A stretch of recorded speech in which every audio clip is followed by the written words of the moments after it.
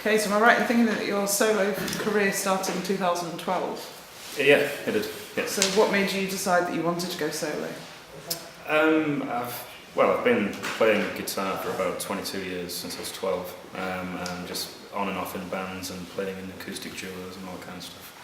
And for a while there, I really tried to go down the whole acoustic artist route, which wasn't me, because I can't sing for shit, really. I can yell at people pretty good, but and then in 2012 I saw a Texas blues musician called Lincoln Durham, and that was really kind of like the come to Jesus moment. So, and since then I was like, yeah, I've always loved the blues. When I first got into music, my biggest hero was Kurt Cobain, and I was about 12 years old then. So, so I kind of decided to mix kind of grunge and blues and just, make it nice and messy.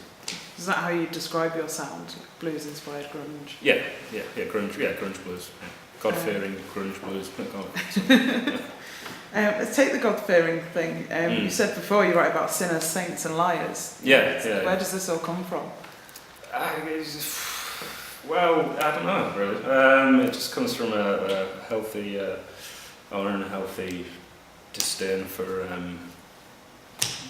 the human race. So, in my 20s I was really, I don't know, God, it sounds so lame coming from somebody who's slightly middle class and white. But in my 20s I was, went through a very kind of, dark periods, and I just was a very grumpy person, and it took me a long while to come out of that, when I was travelling in India, I kind of come to Jesus moment, and since then I've just turned it around, felt something divine, and ever since then I've always loved kind of gothic-y, grungy, gospel-y, southern root gospel-y music as well, so I'm just very attracted to that kind of thing. Do you think kind of the emotion behind the experiences is something that transfers into the lyrics and into the sound? Yeah, absolutely. Yeah. I've got an endless river of bile, so just kind of like you're just trying to vent that through the music. So, and it's good because it keeps me balanced everywhere else. I've learned to kind of sharpen all my negative edges. So, and play music's the best tool. And you're kind of like a one-man band. So, what kind of instruments do you play? The main instrument's guitar, but I also play mandolin and a little bit of banjo.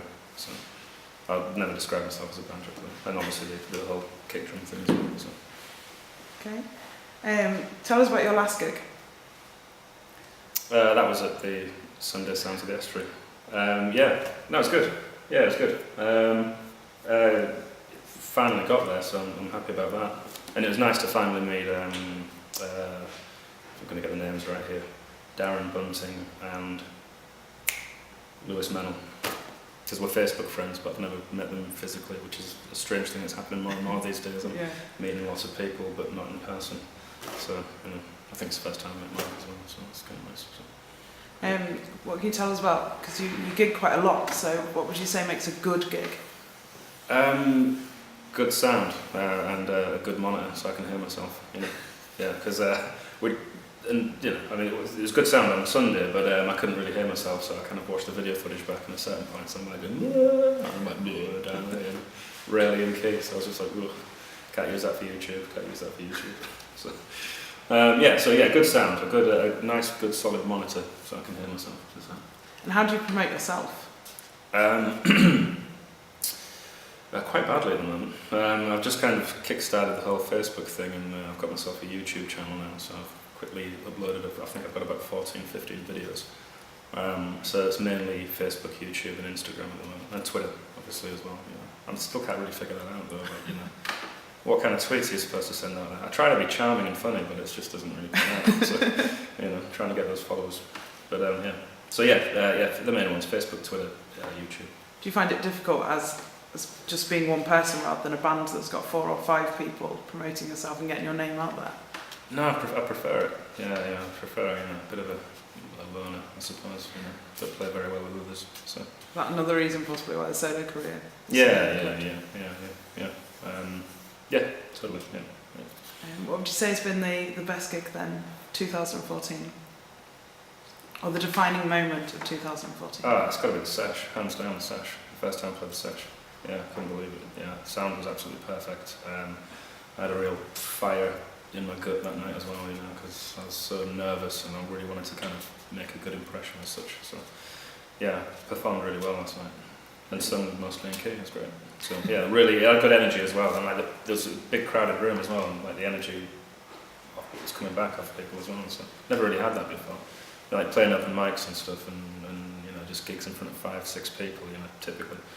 And then you get a big room full of people. It's nice to. People were even asking me like, oh, you know, when you got an album coming out and so on and so forth. So it's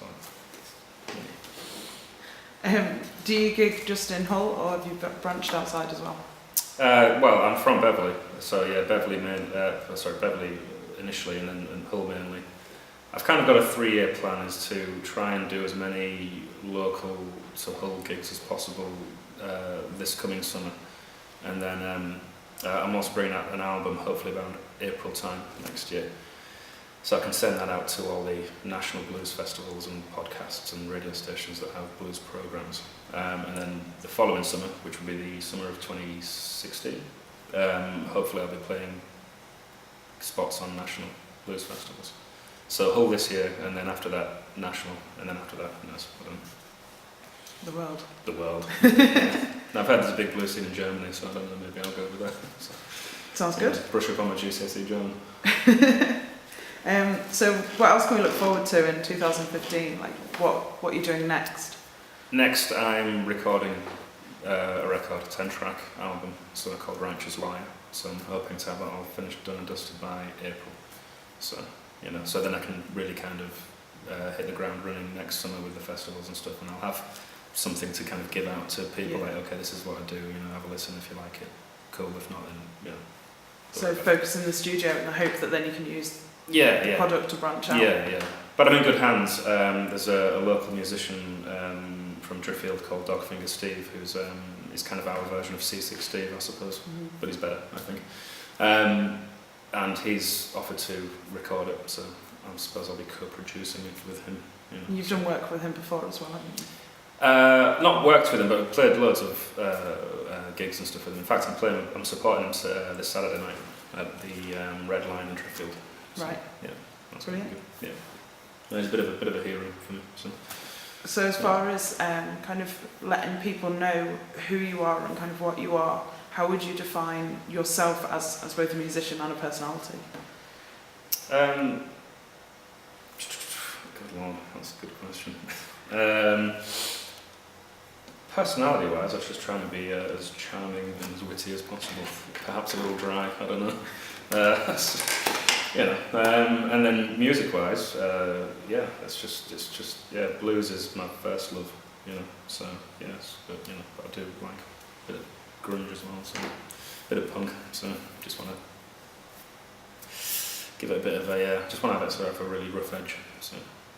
You know, like I did back in the day, you know, like those old kind of 1930s recordings of like Robert Johansson and stuff. They had this kind of white noise in the background.